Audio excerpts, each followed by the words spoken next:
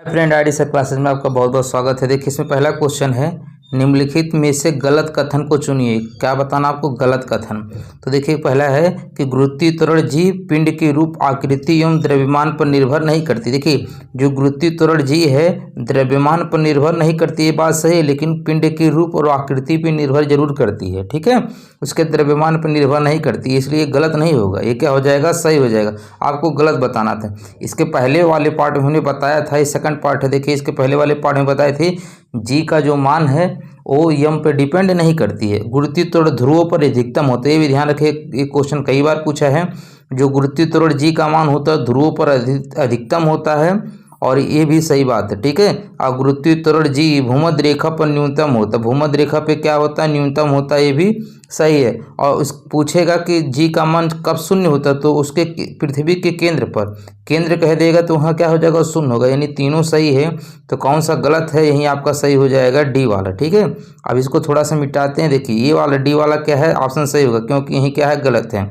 यदि लिफ्ट किसी त्वरण से ऊपर की ओर जा रहा हो तो किसी पिंड का आभासी भार उसके वास्तविक भार से कम होता है। ठीक है, वास्तविक भार से कम होता है, यही क्या दिया है? गलत दिया है। ठीक है, देखिए, जब लिफ्ट त्वरित गति से ऊपर जाती है तो पिंड का भार क्या होता है? बढ़ जाता है।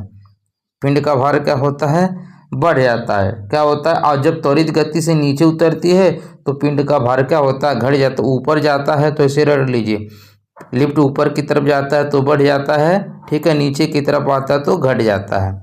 अगला क्वेश्चन है कि मुक्त रूप से गिरना केवल संभव, मुक्त रूप से गिरना सिर्फ निर्वात में संभव हो पाता है। किस में संभव हो पाता है? सिर्फ निर्वात में संभव हो पाता है। अगला क्वेश्चन है, देखिए, अगला क्वेश्चन से पहले दोस्तों आपसे रिक्वेस्ट है, यदि इसका पहला पार्ट नहीं देखे हैं तो पहला पार्ट देख लीजिए, फिर दूसरा पार्ट देखिएगा, तब आपको ज़्यादा समझ में आएगा। गुरुत्व बल के बीच आकर्षण बल द्वारा परिभाषित होता है। तो जो गुरुत्व बल होता है दो द्रव्यमानों के बीच आकर्षण बल को परिभाषित करता है। ठीक है, तो कौन सा ऑप्शन सही हो जाएगा? इसका बी वाला सही हो जाएगा। देखिए, न्यूटन का जो गुरुत्वाकर्षण का सार्वत्रिक नियम था, तो आपको पहले वाली वीडियो आप देखे होंगे तो उसमें बताए थे, जो एफ होता है इसका वैल्यू क्या होता है? जी m1 m2 upon R square होता है। तो अब यही जो इसका बल है इनके दो द्रव्यमानों पर उसके आकर्षण बल पर निर्भर करता है। अगला क्वेश्चन है, देखिए, अगला क्वेश्चन है कि वह बिंदु जहां पर एक वस्तु का संपूर्ण भार कार्य करता है उसे कहा जाता है। तो संपूर्ण भार कार्य करता है वह उसका गुरुत्वाकर्षण का केंद्र कहलाता है। क्या कहलाता है? गुरुत्वाकर्षण का केंद्र कहलाता है। अगला क्वेश्चन है कि एक वस्तु का द्रव्यमान 10 किलोग्राम है, पृथ्वी पर इसका भार होगा। देखिए, पूछा कह रहा है एक वस्तु का जो द्रव्यमान है वो 10 केजी है। ठीक है, पृथ्वी पर इसका भार क्या होगा? तो भार जो होता है डब्लू होता है, एक इसके बराबर होता है एम गुणे जी के बराबर होता है। और एम का वैल्यू देखिए कितना दिया है? 10 दिया है, और जी का वैल्यू क्वेश्चन के अनुसार रखना है 9.8 रखना है। तो देखिए, पॉइंट से जीरो कैंसिल हो जाएगा, बचेगा कितना? 98। अब भार का मात्रा कितना होता है? न्यूटन होता है, तो कितना हो जाएगा? 98 न्यूटन हो जाएगा। तो कौन सा ऑप्शन सही हो जाएगा? इसका डी वाला सही हो जाएगा। अगला क्वेश्चन है कि जी का इकाई त्वरण की इकाई के समान होता है। जी का इकाई किसकी इकाई के समान होता है? त्वरण की इकाई के समान होता है। अर्थात तो इसका यूनिट क्या होगा? इसका यूनिट क्या होता है? मीटर पर सेकंड स्क्वायर होता है, या इसी को हम मीटर सेकंड इनवर्स 2 लिख सकते हैं। ठीक है, तो मीटर पर सेकंड स्क्वायर इसमें दिया नहीं, तो ए वाला हो जाएगा, सी वाला। तो कौन सा ऑप्शन सही होगा? इसका सी वाला सही हो जाएगा। अगला क्वेश्चन है, निम्न में से कौन सा कथन असत्य है? आपको बताना है इसमें से कौन सा कथन असत्य है। देखिए, असत्य बताना है तो जिस जी का मान ऊंचाई के साथ परिवर्तित होता है, बिल्कुल सही है। जी का मान ऊंचाई के साथ परिवर्तित होता है। ऊपर जाने पर भी जी का मान घटता है और नीचे जाने पर भी जी का मान घटता है। जी का मान गिरती हुई वस्तु के द्रव्यमान पर निर्भर करता है। तो जी का जो मान होता है वस्तु के द्रव्यमान पर निर्भर नहीं करता है। ठीक है, यही क्या दिया है? असत्य दिया है, क्योंकि निर्भर करता इसमें दे दिया है। ठीक है, अब वस्तु के द्रव्यमान पर निर्भर नहीं करता, इसमें कह रहा है निर्भर करता, तो यही क्या हो जाएगा? गलत हो जाएगा। तो कौन सा ऑप्शन सही हो जाएगा? बी वाला सही हो जाएगा। जी का मान पृथ्वी के द्रव्यमान पर, पृथ्वी के द्रव्यमान पर निर्भर करता है। पृथ्वी के गहराई में जाने पर जी का मान परिवर्तित होता है। अभी बताएं, चाहे ऊपर जाइए चाहे नीचे, जी का मान परिवर्तित होता है। तो कौन सा ऑप्शन इसका हो जाएगा? बी वाला सही हो जाएगा। देखिए, अभी इसका फार्मूला एक आगे आप देखेंगे, ये मिलेगा आपको जी एम अपॉन आर होता है, आर का स्क्वायर। तो पृथ्वी की त्रिज्या होता है, पृथ्वी का द्रव्यमान होता है, ठीक है। तो जी का मान इसके यम पर पृथ्वी के द्रव्यमान पर निर्भर करता है। और यहाँ पर देखिए वस्तु का द्रव्यमान फार्मूले में नहीं आता, इसलिए उस पर निर्भर नहीं करता है। अगला क्वेश्चन है, जी गुरुत्वाकर्षण का मान आर त्रिज्या के मान के अनुसार बदलता है। किसी छात्र को जी का मान कहाँ पर न्यूनतम प्राप्त होगा? तो न्यूनतम कहाँ पर प्राप्त होगा? भूमध्य रेखा पर। या भूमध्य रेखा ना कहा होता, विषुवत रेखा कहा होता, तब भी सही होता। भूमध्य रेखा या विषुवत रेखा पर जी का मान क्या होता? न्यूनतम प्राप्त होता। क्या होता? न्यूनतम प्राप्त होता। अगर यहाँ पर अधिकतम पूछा होता तो क्या हो जाता? ध्रुव हो जाता। ध्रुव पर क्या होता? अधिकतम होता है। और पृथ्वी के केंद्र पर क्या होता है? शून्य होता है। अगला क्वेश्चन है, देखिए कि धरती की सतह पर मापने पर एक वस्तु या व्यक्ति का भार 60 न्यूटन है। कह रहा धरती की सतह पर एक वस्तु या व्यक्ति का जो भार है, देखिए यहाँ दो चीज़ देता है। भार कहेगा तभी परिवर्तित होगा, अगर द्रव्यमान कहता तो परिवर्तित नहीं होता। तो आपको ध्यान से पढ़ना। भार कितना दिया? 60 न्यूटन दिया है। तो चंद्रमा की सतह पर मापने पर इसका भार कितना होगा? तो चंद्रमा की सतह पर जो भार होता है पृथ्वी के भार का कितना होता है? 1/6 होता है। तब ये 60 न्यूटन है। अब इसका 1/6 निकाल लीजिए। 1/6 निकालेंगे तो काटेंगे कितना होगा? 10 न्यूटन हो जाएगा। तो कौन सा ऑप्शन सही हो जाएगा? इसका ए वाला सही हो जाएगा। देखिए जो चंद्रमा पर, ठीक है, भार होता है वस्तु का, वो पृथ्वी के भार का 1/6 होता है। ये भी क्वेश्चन पूछा गया है। देखिए उसी प्रकार का क्वेश्चन फिर है, धरती की सतह पर मापे जाने पर एक वस्तु 60 न्यूटन वजन की होती है। चंद्रमा की सतह पर इसका 1/6 हो जाएगा, तो 60 ही है। इसका 1/6 निकालेंगे तो 10 न्यूटन हो जाएगा। तो कौन सा ऑप्शन सही होगा? इसका ए वाला सही हो जाएगा।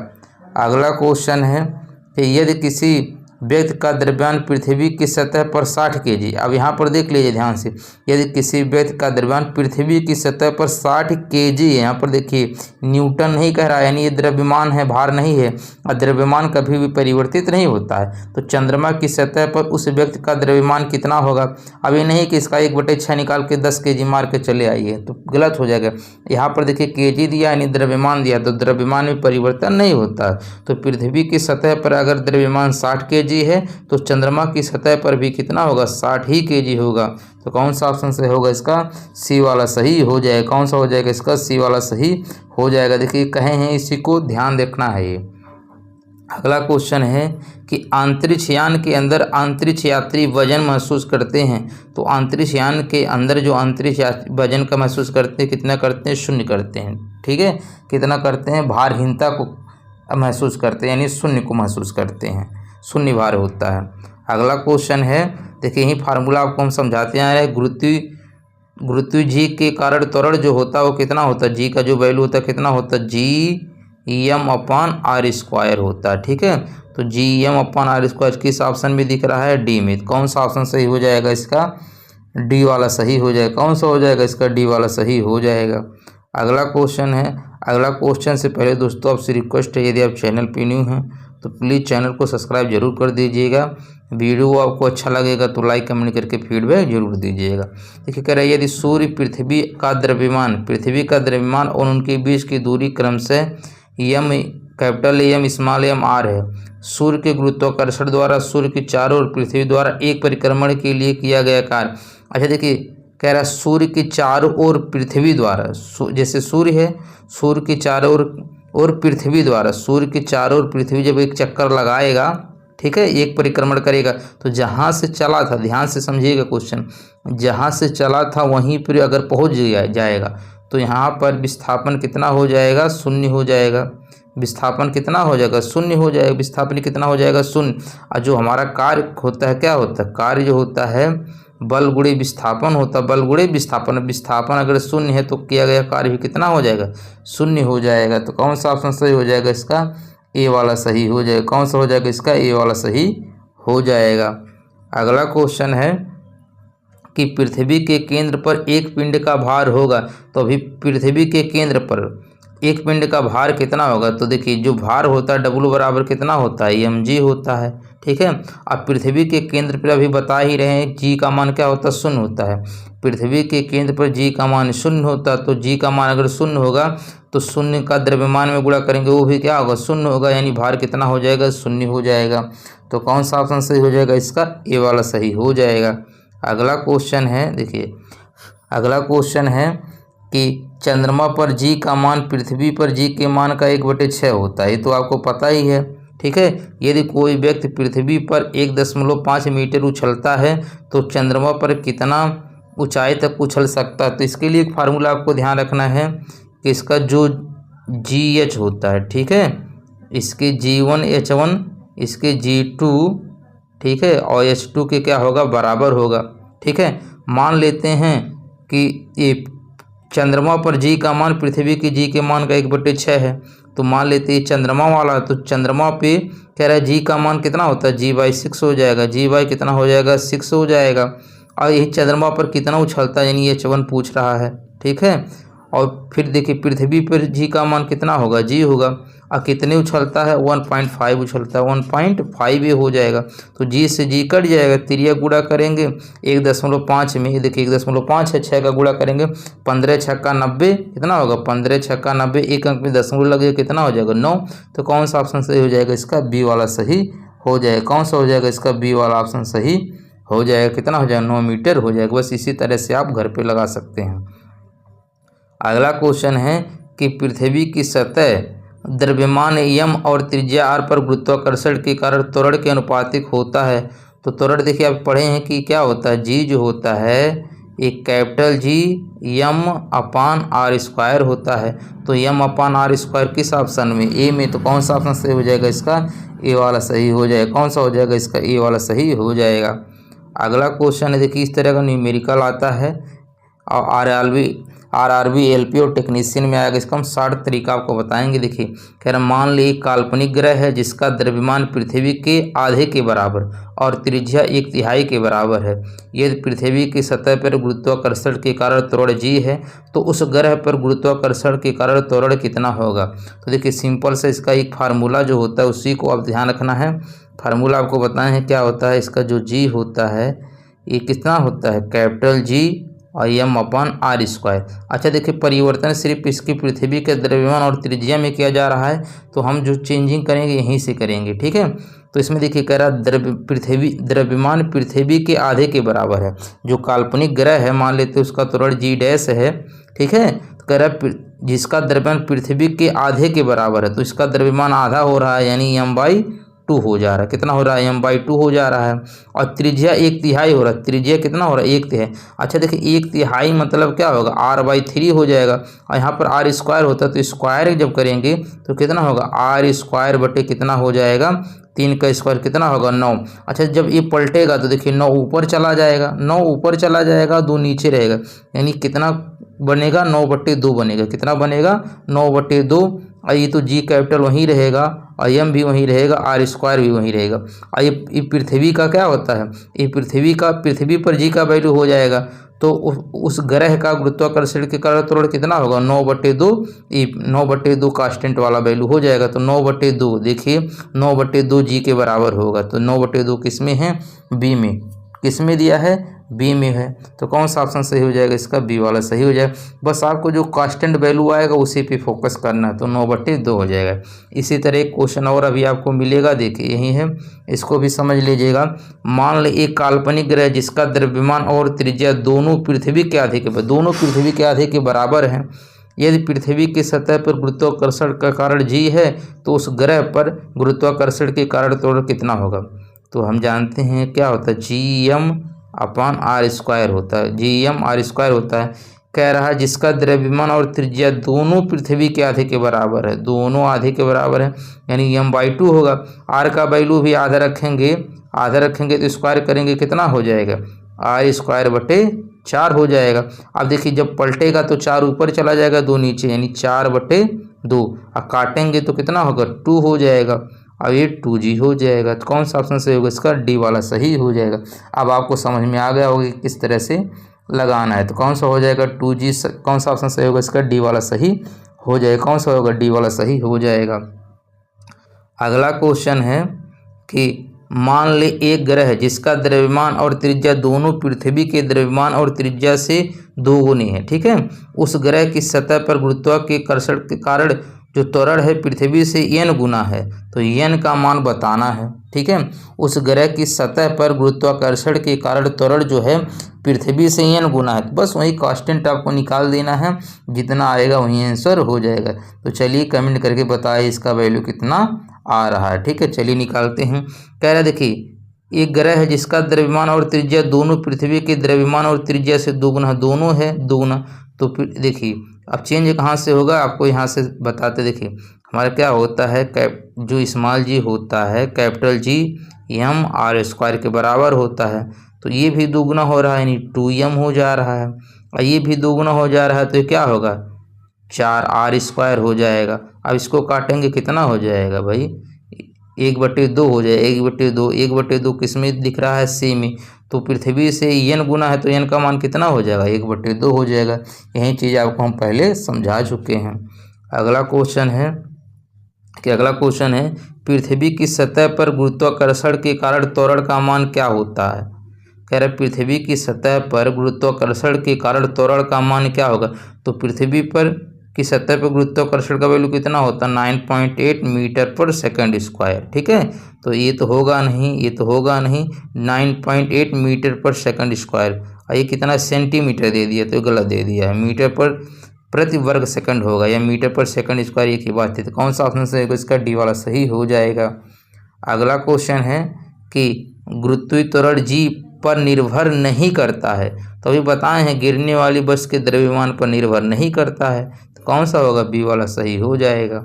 अगला क्वेश्चन है कि पृथ्वी पर किसी वस्तु का भार 200 न्यूटन है, द्रव्यमान 20 kg है, गुरुत्वीय त्वरण का मान क्या होगा। तो देखिए जो भार होता है कितना होता है m गुणे g होता है, ठीक है। अगर g का वैल्यू निकालना है तो इसका m नीचे चला जाएगा, m कहाँ चला जाएगा नीचे चला जाएगा। अब भार कितना दिया है 200 न्यूटन, भार कितना दिया है 200 न्यूटन, और द्रव्यमान कितना है 20 kg, कितना है 20 kg, तो 20 दहाई कितना होगा 10 हो जाएगा। तो इसका g का वैल्यू कितना होगा 10 हो जाएगा, कितना होगा 10। अब देखिए दो ऑप्शन में मीटर पर सेकंड स्क्वायर होता है g का मान, ठीक है, मात्र कितना होता है मीटर पर सेकंड स्क्वायर होता है, तो कौन सा ऑप्शन सही हो जाएगा इसका बी वाला सही हो जाएगा। कौन सा सही हो जाएगा इसका बी वाला सही हो जाएगा। चलिए देखते हैं अगला क्वेश्चन है कि चंद्रमा की सतह से लाए गए चट्टान पर क्या असर होगा। चंद्रमा की सतह से लाए गए चट्टान पर क्या असर होगा, ठीक है। अब देखिए इसको ध्यान से आपको पढ़ना है, ठीक है, इसको क्या करना है ध्यान से पढ़ना है। कह रहे चंद्रमा की सतह से लाए गए चट्टान पर क्या असर होगा, इसके भार में परिवर्तन होगा, बिल्कुल होगा, ठीक है। क्योंकि अब देखिए जब चंद्रमा से कोई चीज़ आएगा तो अब देखिए जैसे चंद्रमा पर पृथ्वी का जो त्वरण होता है 1/6 होता है, यानी पृथ्वी पर चंद्रमा से जब पृथ्वी पाएगा तो 6 गुना बढ़ जाएगा, ठीक है। मैं देखिए पृथ्वी से अगर चंद्रमा पे जाता है तो 1/6 हो जाता है, इसी तरह अगर कोई चीज़ चंद्रमा से पृथ्वी पाएगा तो क्या होगा 6 गुना बढ़ जाएगा, तो उसका जो भार में क्या होगा परिवर्तन हो जाएगा। यही क्या होगा सही होगा, इसके भार में परिवर्तन होता है, इसके द्रव्यमान में परिवर्तन कभी नहीं होता। द्रव्यमान में आपको बताई दी परिवर्तन कभी नहीं होता, इसके द्रव्यमान और भार दोनों में परिवर्तन, दोनों में कहाँ होगा द्रव्यमान में तो परिवर्तन होता ही नहीं। कह रहा है द्रव्यमान और भार दोनों भार कहाँ समान होंगे, तो कौन सा ऑप्शन सही होगा इसका ही वाला सही हो जाएगा। अगला क्वेश्चन है, देखिए अगला क्वेश्चन ध्यान से पढ़ना है। कह रहा है जब दो अंडों को किसी निश्चित ऊंचाई से गिराया जाता है तो एक अंडा पक्के फर्श पर और दूसरा तकिए पर गिरता है, तो निम्न से संभावित परिणाम नहीं होगा। इसमें कह रहा है कौन सा परिणाम नहीं हो सकता। अच्छा देखिए जब तकिए पर गिरने वाला अंडा नहीं टूटेगा, तकिए पर गिरने वाला अंडा नहीं टूटेगा क्योंकि अंडे पर लंबे समय के लिए छोटा बल कार्य करता है, ठीक है। और कह रहा पक्के फर्श पर गिरने वाला अंडा टूट जाएगा क्योंकि छोटे समय अंतराल पर एक विस्तृत, ये सब सही है। कह रहा कौन सा संभावित नहीं हो सकता है, तो दोनों अंडे टूट जाएंगे, दोनों अंडे नहीं टूटेंगे। अभी पढ़े ना कि एक जो तकिया गिरेगा वो नहीं टूटेगा, बाकी फर्श पे जो गिरेगा टूट जाएगा, इसलिए कौन सा संभव नहीं दोनों अंडे टूट जाएंगे, ये संभव नहीं है, ठीक है। अगला क्वेश्चन है कि किसी वस्तु का भार सर्वाधिक होता है तो भार कहाँ पर अधिक होता है, अभी पढ़ चुके हैं ध्रुवों पर, ठीक है। और न्यूनतम कहाँ होता है भूमध्य रेखा पर, और शून्य कहाँ होता है पृथ्वी के केंद्र पर। अगला क्वेश्चन है कि पृथ्वी की चारों ओर चंद्रमा की गति के कारण होता है, तो अब गुरुत्वीय बल के कारण होता है। ठीक है, ध्यान दीजिएगा, कह रहा है कि क्वेश्चन में पृथ्वी की चारों ओर चंद्रमा की गति के कारण होता है, तो किसके कारण होता है? गुरुत्वीय बल के कारण होता है। अगला है कि किसी वस्तु का पृथ्वी की सतह पर द्रव्यमान 60 kg, पृथ्वी की सतह पर द्रव्यमान 60 kg, तो चंद्रमा पर इसका द्रव्यमान, अब 1/6 मत निकालिएगा, क्योंकि यहाँ पर देखिए द्रव्यमान का kg है, तो द्रव्यमान कभी नहीं बदलता है। अगर पृथ्वी की सतह पर 60 kg है तो चंद्रमा पर भी 60 kg होगा, तो कौन सा ऑप्शन सही हो जाएगा? इसका बी वाला सही हो जाएगा। अगला क्वेश्चन से पहले दोस्तों आपसे रिक्वेस्ट है, चैनल पे न्यू है तो प्लीज़ सब्सक्राइब जरूर कर लीजिएगा, और आप लोग लाइक बहुत कम करते हैं तो लाइक जरूर कीजिएगा। ठीक है, पृथ्वी की भूमध्य रेखा पर किसी पिंड के भार की तुलना पर ध्रुवों पर पिंड का भार क्या होगा? भाई ध्रुवों पर पिंड का भार क्या होगा? अधिकतम होगा। ठीक है, ध्रुवों पर पिंड का भार भूमध्य रेखा पर अपने भार से कम होगा, भूमध्य रेखा पर अपने भार से कम होगा। ध्रुवों पर तो अधिक होता है ना, ध्रुवों पर पिंड का भार भूमध्य रेखा पर अपने भार के बराबर भी नहीं होता है। ध्रुवों पर पिंड का भार भूमध्य रेखा पर अपने भार से अधिकतम होगा, बिल्कुल सही है। ध्रुवों पर जो पिंड का भार है भूमध्य रेखा पर भार से क्या होगा? अधिक होगा, तो कौन सा ऑप्शन सही होगा? इसका सी वाला सही हो जाएगा। अगला क्वेश्चन है कि पृथ्वी पर किसी वस्तु का भार चंद्रमा पर इसके भार का कितना गुना होगा? अब इसको क्वेश्चन को ध्यान से पढ़ना, नहीं तो आपको भी गलत हो जाएगा। खैर, पृथ्वी पर किसी वस्तु का जो भार है चंद्रमा पर इसके भार के कितना गुना होगा? अगर देखिए पृथ्वी की तुलना चंद्रमा पे क्या होता है तो 1/6 होता, उसी तरह चंद्रमा से तुलना किस पे कर रहा है? पृथ्वी से। तो अगर चंद्रमा पे कोई वस्तु का भार है पृथ्वी पे आएगा तो कितना गुना बढ़ जाता है? वो 6 गुना बढ़ जाता है। तो कौन सा ऑप्शन सही होगा? इसका डी वाला सही होगा, ना कि सी मत कर दीजिए। देखिए क्वेश्चन पहले ध्यान से पढ़ना आपको, पृथ्वी पर किसी वस्तु का भार चंद्रमा पर इसके भार का कितने गुना होगा? चंद्रमा पर इसके भार का कितना गुना होगा? पृथ्वी पर उसका 6 गुना हो जाता है। अगला क्वेश्चन है कि एक ग्रह की त्रिज्या और द्रव्यमान पृथ्वी की त्रिज्या और द्रव्यमान के आधे हैं, इस ग्रह पर जी का मान क्या होगा? ठीक है, कह रहा एक ग्रह की जो त्रिज्या और द्रव्यमान पृथ्वी की त्रिज्या और द्रव्यमान के आधे हैं, तो पृथ्वी की दोनों आधे हैं, तो अभी आपको बता ही दिए कैसे निकालना है। ठीक है, इसके पहले हमने 2 क्वेश्चन आपको समझा ही दिए हैं कि कैसे करना है। ठीक है, तो चलिए कमेंट करके इस क्वेश्चन का आंसर दीजिए। क्या आपको लग रहा है आपसे लग जाएगा? अगर लग जा रहा है तो आप कमेंट करके बताइए, नहीं अगर आ रहा है तो हम आपको बताएं। ठीक है, चलिए कमेंट करके बताइए। अगर लग जा रहा है तो ठीक है, नहीं लग रहा है तो बताइए, हम आपको बताने के लिए तैयार हैं। ठीक है, चलिए अभी ये समझाए दिए थे ना कि कह रहा है त्रिज्या और द्रव्यमान, पृथ्वी की त्रिज्या और द्रव्यमान के आधे हैं, तो अभी कौन सा फार्मूला बताए थे? जी का जो वैल्यू होता है Gm/r², तो कह रहा आधे हो जाते हैं, यानी एम का भी वैल्यू आधा होगा और इसका भी वैल्यू आर का भी वैल्यू आधा होगा। स्क्वायर है तो 1/, कितना होगा? 4 हो जाएगा। अब पलटेगा तो 4 ऊपर चला जाएगा, 2 नीचे रहेगा, तो देखिए 4 ऊपर चला जाएगा, 2 नीचे रहेगा, तो कट के कितना आएगा? 2, और इसका कितने 2g हो जाएगा। बस अब 2g हो जा रहा है, देखिए कितना हो रहा है? 2g, यहाँ से मिटा रहे हैं, कितना हो जा रहा है? 2g हो जा रहा है।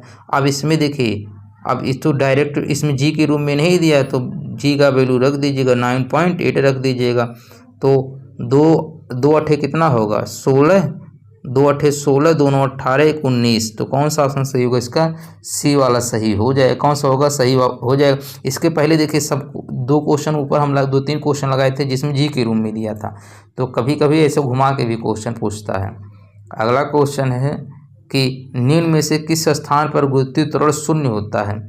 तो गुरुत्वीय त्वरण शून्य कहाँ होता है? अभी बताएं, पृथ्वी के केंद्र पर। ठीक है, पृथ्वी के केंद्र पर क्या होता है? गुरुत्वीय त्वरण का वैल्यू शून्य होता है, ध्रुवों पर अधिकतम होता है, भूमध्य रेखा या विषुवत रेखा पर न्यूनतम होता है। अगला क्वेश्चन है कि पृथ्वी पर किसी वस्तु का वजन 200 न्यूटन है, इसका द्रव्यमान क्या है? पृथ्वी पर किसी वस्तु का वजन कह रहा है, यानी भार 200 न्यूटन है, तो इसका द्रव्यमान कितना होगा? तो W बराबर कितना होता है? mg होता है। कितना होता है? mg। अगर m का वैल्यू निकालना है तो g इसके नीचे चला जाएगा, यानी 200/g नीचे जाएगा, g का वैल्यू 10 दिया है तो 10 से भाग करेंगे, कितना आएगा? 20 आ जाए। कितना होगा? 20। अच्छा 20 केजी होगा। अच्छा देखिए, अगर अब न्यूमेरिकल नहीं भी लगाना चाह रहे हैं तो देखिए पास्कल, इसका पूछा द्रव्यमान, द्रव्यमान का मात्रक केजी होता है, एक ही ऑप्शन में केजी लिखा है, वैसे भी 20 आ रहा तो 20 केजी हो जाएगा। अगला क्वेश्चन है कि चंद्रमा पर किसी वस्तु का भार पृथ्वी पर इसके भार का कितना गुना होगा। तो चंद्रमा पर देखिए इसका भार जो है, ठीक है, चंद्रमा पर किसी वस्तु का भार पृथ्वी पर इसके भार का कितना गुना है। चलिए बताइए कितना गुना हो जाएगा। देखिए कितना होगा, 1/6 गुना हो जाएगा। कितना हो जाएगा, 1/6 गुना हो जाएगा। ठीक है भाई, देखिए भार जो होता है एफ एम गुणे जी होता है। ठीक है, तो जब गुरुत्वीय त्वरण 1/6 होगा तो भार भी कितना होगा, 1/6 गुना हो जाएगा। तो कौन सा ऑप्शन सही होगा, इसका ए वाला सही हो जाएगा। अगला क्वेश्चन है कि एक वस्तु का भार पृथ्वी पर 6000 न्यूटन है, चाँद की सतह पर उसका भार, तो उसका 1/6 हो जाएगा। 6 से काटेंगे तो 1000 हो जाएगा। ठीक है, तो कौन सा हो जाएगा, 1000 न्यूटन। कौन सा ऑप्शन सही होगा, इसका डी वाला सही हो जाएगा। कौन सा होगा, डी वाला सही हो जाएगा। अगला क्वेश्चन है किसी वस्तु का भार यानी द्रव्यमान 20 केजी है, पृथ्वी में उस वस्तु का भार वेट क्या होगा। जी का वैल्यू दिया है, तो भार डब्लू बराबर कितना होता है, एम इंटू जी होता है। ठीक है, और एम का वैल्यू कितना होता है, 20 होता है। जी का वैल्यू 9.8 होता है। ठीक है, देखिए दशमलव से 0 कट जाएगा, 98 का जब 2 में गुणा करेंगे 196 आ जाएगा। तो कौन सा ऑप्शन सही होगा, इसका बी वाला सही हो जाएगा। कौन सा होगा, इसका बी वाला सही हो जाएगा। अगला क्वेश्चन है कि उस वस्तु का द्रव्यमान क्या होगा जिसका भार पृथ्वी पर 196 न्यूटन है। फिर उस वस्तु का द्रव्यमान क्या होगा, तो द्रव्यमान जो होता है वो कितना होगा, W/G हो जाएगा। और W का वैल्यू कितना दिया है, 196, और G का वैल्यू कितना दिया है, 9.8 दिया। दशमलव हटाएंगे, 0 ऊपर बढ़ जाएगा। 98 दूना होता है 196, 0 लग जाएगा, 20 हो जाएगा। तो कितना हो जाएगा, 20 केजी हो जाएगा। तो कौन सा ऑप्शन सही होगा, इसका बी वाला सही हो जाएगा। कौन सा हो जाएगा, इसका बी वाला सही हो जाएगा। अगला क्वेश्चन है के अनुसार जी का मान घटता है। के अनुसार जी का मान घटता है तो ऊंचाई के अनुसार, ठीक है, जी का मान घटता है। चाहे आप ऊपर जाएंगे तब भी जी का मान घटेगा, नीचे जाएंगे तब भी, उतनी ऊंचाई के अनुसार जी का मान घटता है। अगला क्वेश्चन है, देखिए अगला क्वेश्चन है कि पृथ्वी की सतह से h गहराई पर और पृथ्वी की सतह से h ऊंचाई पर गुरुत्वाकर्षण का अनुपात क्या होगा, जहां r पृथ्वी की त्रिज्या है। ठीक है, तो अब देखिए कह रहा है कि पृथ्वी की सतह से h गहराई पर और पृथ्वी की सतह से h ऊंचाई पर गुरुत्वाकर्षण का अनुपात क्या होगा, जहां r पृथ्वी की त्रिज्या है। ठीक है, तो क्या होगा, यहाँ पर h के साथ रैखिक ढंग से बढ़ेगा। h के साथ क्या होगा, रैखिक ढंग से बढ़ेगा। ठीक है, क्या होगा, रैखिक ढंग से बढ़ेगा। अब कैसे बढ़ेगा ये भी समझ लीजिएगा। ठीक है, देखिए अगर ये आपको पता होना चाहिए कि जो h ऊंचाई पे इसका गुरुत्वीय त्वरण लिया जाता है वो कितना होता है। ठीक है, ये देखिए जो एक मिनट यहाँ पर g होगा। देखिए यहाँ पर थोड़ा सा मिटाते हैं।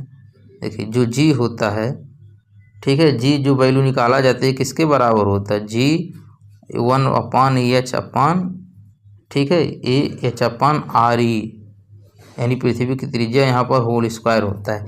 इसी के अकॉर्डिंग चेंज होता है, इसी के क्या होता है, अकॉर्डिंग चेंज होता है। तो ऊंचाई कहे चाहे गहराई कहे, जी का मान रैखिक ढंग से बढ़ता है। ठीक है, तो कौन सा हो जाएगा, इसका h के साथ रैखिक ढंग से बढ़ता है। क्या होगा, h रैखिक ढंग से बढ़ता है।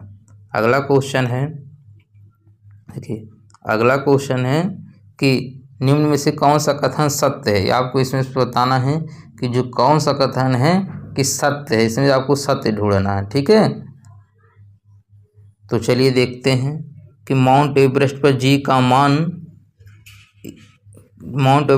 जी का मान होता है पृथ्वी की जी से क्या होता है, अधिक होता है। ठीक है, ये गलत है। ठीक है, यही क्या दिया है, गलत है। भाई ऊपर जाने पर जी का मान बढ़ेगा थोड़ी ना, कम होता है। ठीक है, इसलिए क्या है, ये गलत हो जाएगा, यानी ये गलत हो जाएगा।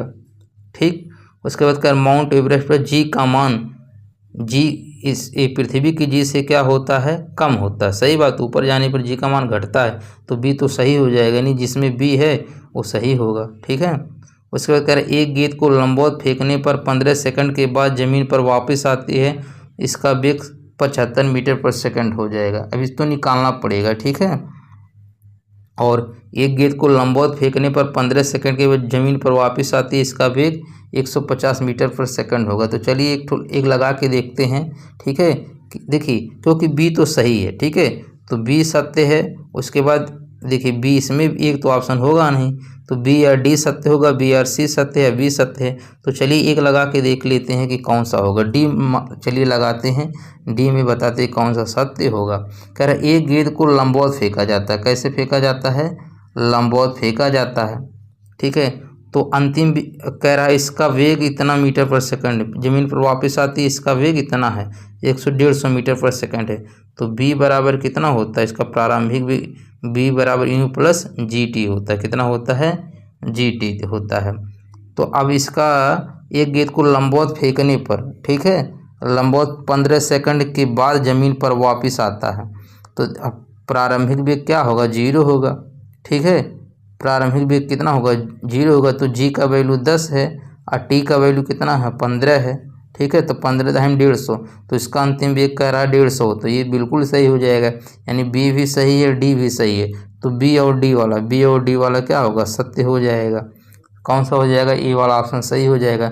लेकिन आपको सी वाला भी अगर चेक करना हो तो इसी अनुसार चेक कर लीजिएगा। एक गेंद को लंबवत फेंकने पर 15 सेकंड के बाद ज़मीन पर वापस आती है, और इसका वही तो क्वेश्चन हो जा रहा है। लंबवत फेंकने पर 15 सेकंड के बाद 75 मीटर पर सेकंड वेग हो जा रहा है। अभी निकालें तो 150 तो आ रहा है, तो ये तो सी वाला गलत हो जाएगा। अब सी गलत है तो ये भी गलत, ये ऑप्शन गलत हो जाएगा। तो कौन सा होगा? ये वाला सही हो जाएगा। अगला क्वेश्चन है, देखिए अगला क्वेश्चन है कि जी का मान, तो जी का मान बताना है आपको क्या होगा। तो जी का मान पृथ्वी के केंद्र की जाने पर कम होता है। भाई जी का जो मान होता है पृथ्वी केंद्र पर जाने पर क्या होता है? कम होता है, ठीक है। ये तो बात सही है ना, पृथ्वी के केंद्र की ओर जाने पर कम होता है, केंद्र पे पहुंच जाएंगे तो 0 हो जाएगा।